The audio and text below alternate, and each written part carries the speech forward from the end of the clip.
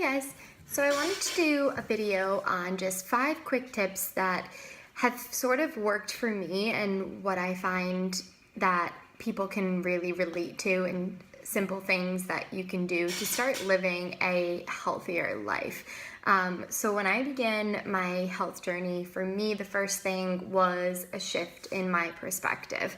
So versus thinking about calories and really stressing about what I was eating, it was more about starting to think as health is something much larger than a diet. So it included not only what I was eating, but also things that I was doing, relationships that I had within my life. It was sort of like everything felt out of control, and starting to find health is sort of what helped me bring everything back in and really take back that control. It was something that I myself had control over. So really thinking about why you want to be healthy, right? Why you want to make these changes. It may be a little bit about the way that you look, because, when you start to see changes happening in your body, like that makes you feel good. But it should still have the aspect of making you feel good and feel your best. So once you've shifted your perspective, it no longer feels like something you're doing to punish yourself and to torture yourself, which, when you think about a diet, it can be very restrictive. And then it's something you sort of don't want to do and you don't look forward to every day. Whereas, like for me, now I enjoy my life and my workouts so much that like every day I look forward going to barre class or going to yoga to relax every once in a while. So that being said, the next thing would be to find what works for you, especially movement-wise. So there's so many workouts out there now these days, like, running, there's boxing, there's yoga, there's spin, everything. And, I have a couple things that I like to do, but there are also some things that I've tried and I just can't get into, like I am just not a runner. I don't think I'll ever run a marathon in my life because it's just not something I enjoy doing. When I'm doing it, I'm just like dreading it. And so for me, my favorite things to do are barre and yoga. And then sometimes I like to go to spin to get a little cardio workout in, but mainly things that have awesome music and are super upbeat because I get super bored very quickly. But don't feel like, oh, I have to do cardio today, or, I have to do this, I have to do that. Like, find the workouts that stick for you and do them.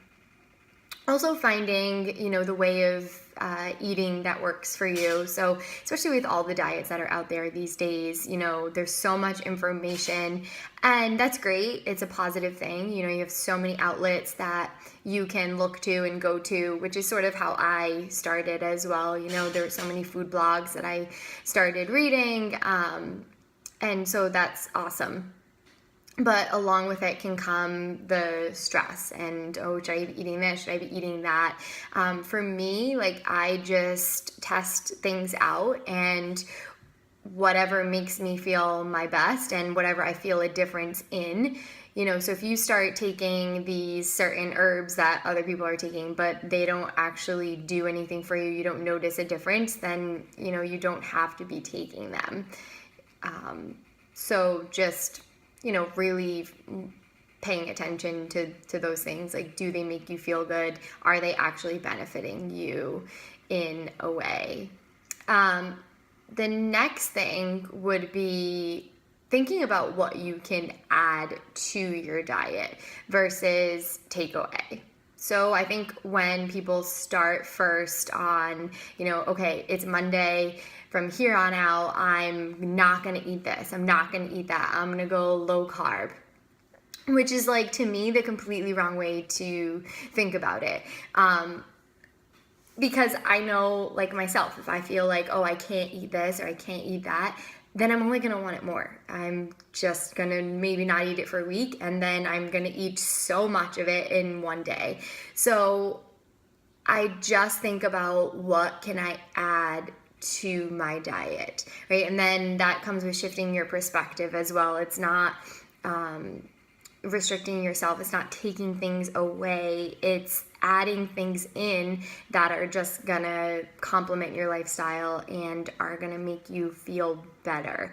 And then once you start to add certain things in, then those things that may not be making you feel good will probably naturally sort of wean out of your lifestyle and your daily routine. So you don't necessarily have to take them away. They'll just sort of go away themselves.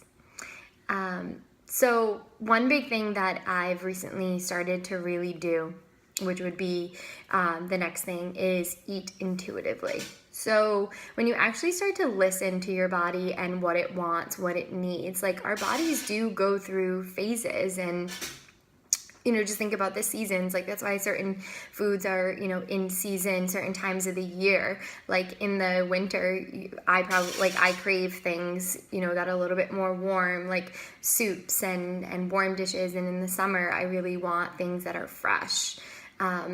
So just listening to your body and what it needs. So that goes with workouts as well. Some days I wake up and I may have planned to go to bar class that day, but I'm like, you know what? I'm just not feeling it today. And I don't feel guilty about it because, is one day going to kill you? No, probably not. It's better to rest as well. Like I remember I used to work out like 6-7 days a week, and I would guilt myself if I didn't, like, oh, I didn't do anything today.